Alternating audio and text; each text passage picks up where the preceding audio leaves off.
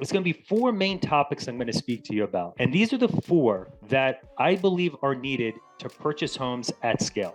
Rental homes. Number one, the right financing. Look, unless you have a bunch of cash, you're going to need some money to purchase homes. I'm going to detail that. Number two, what I've been talking about, access to the right homes, access to multiple homes to scale this. Number three, whoever has used builders in the past and contractors, I think we've all been burnt before, getting the right contractor. And then number four, the exit strategy. You have your home here, and now what do we do?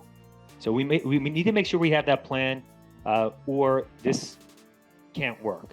If anyone finds a better strategy than I have to make this passive income, let me know. This is the best I've found in years. I've been buying rental homes for 15, 20 years. Let's jump in. So number one, the financing. This is what scares a lot of people. They think that they need to have all this money to buy one rental home, let alone 10, 20, the way that I'm talking about. But you may be surprised. There's two pieces to the financing. Number one is your credit, 660, 680. Or above. That's really where you want to be. Now, I will tell you, you can get a home with a 450 credit score, the worst you've ever seen, if you've got a huge down payment. But that's not the majority. The majority, and what I'm generally working with, 660, 680 credit score. If you're there or above, great. Number two, and again, what surprises people here, the down payment, the money that you need out of pocket. If you haven't caught on, to really get the best deals and make the most profit, you don't want to buy a house that's already done. These are rehab homes, homes that need fixed.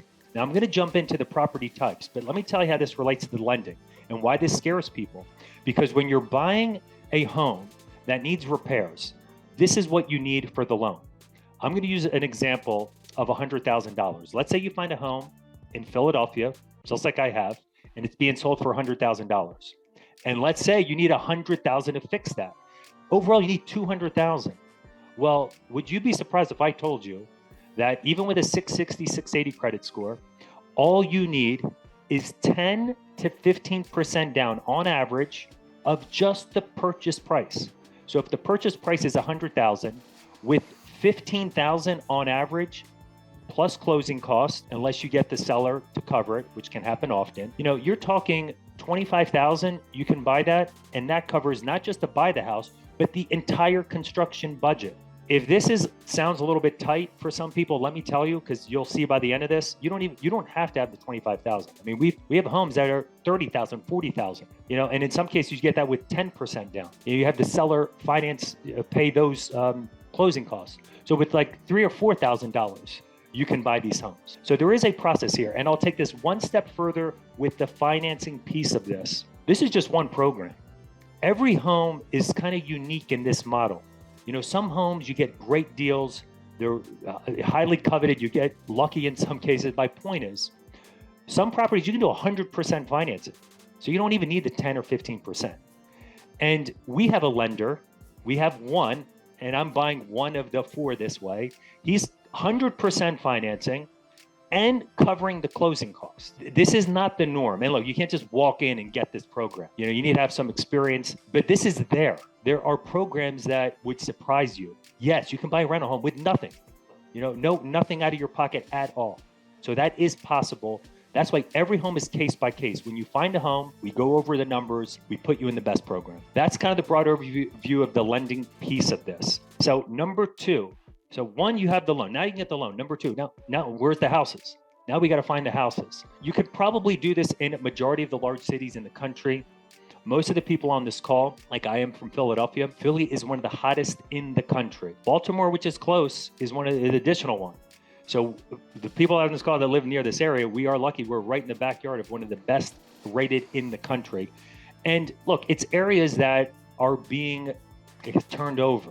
You find that line, that pocket, everything in there that comes on the market, you want to put an offer on. So that's kind of the key. Again, you can try to do this in the suburbs and other areas, but if you want to do it at scale, you go right into the city. And now I am being presented, and I'm not exaggerating this, on a bad week, 10 properties to put an offer on. That all makes sense in cash flow. On an average week, 15, on a great week, 20 properties that we can put offers on. That is almost unheard of. I don't want to bore you with my personal story, but for 5 years, I was trying to find a rental home, and I didn't want to because I didn't think a good opportunity. And then I found this, and I got 4 in 45 days. So it is possible. You just have to find the right team in the right area. Okay, so we'll talk a little bit more about this later, but access to the right homes. That's number 2.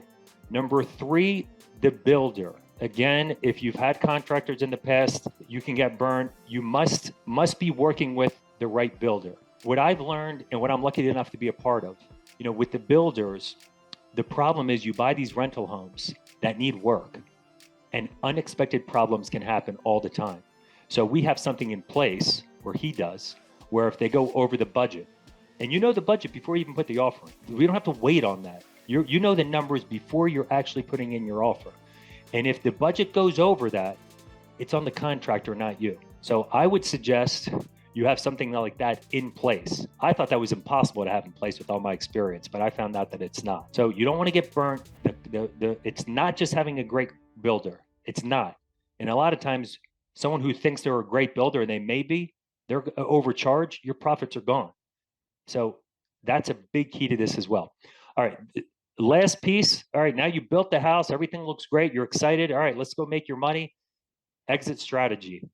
There's 2 pieces to this. And I will say, for most of the people that are starting out, because you've got your fix and flip, you fix the house up, now you flip it to make a profit, or you're fix and then you hold it, you rent it out. That's what I'm really excited about, because once I get to 20, 30, 40, and then 50, now you got the full financial freedom you probably always wanted. But when you're first starting, I like the fix and flip idea. Even if you have to buy a $40,000 property, you flip that, 30, 50,000 you make. Now you do 2 of those.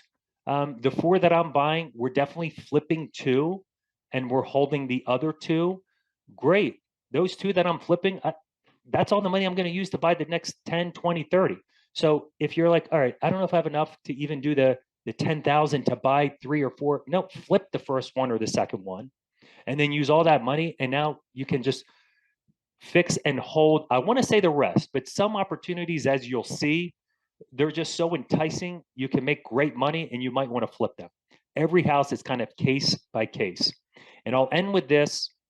When you're fixing and holding, you fix it up and now you're holding the home. There's 2 things to be careful about. So the main one to be careful about, who you rent the home out to. I've learned the first rental home I ever had, I couldn't get the person out. I lost a lot of money. I learned my lesson. So learn from us. Make sure you find the right tenant. Vet them out. I'd rather have a property sitting for 6 months vacant than put the wrong person in, and then you're stuck.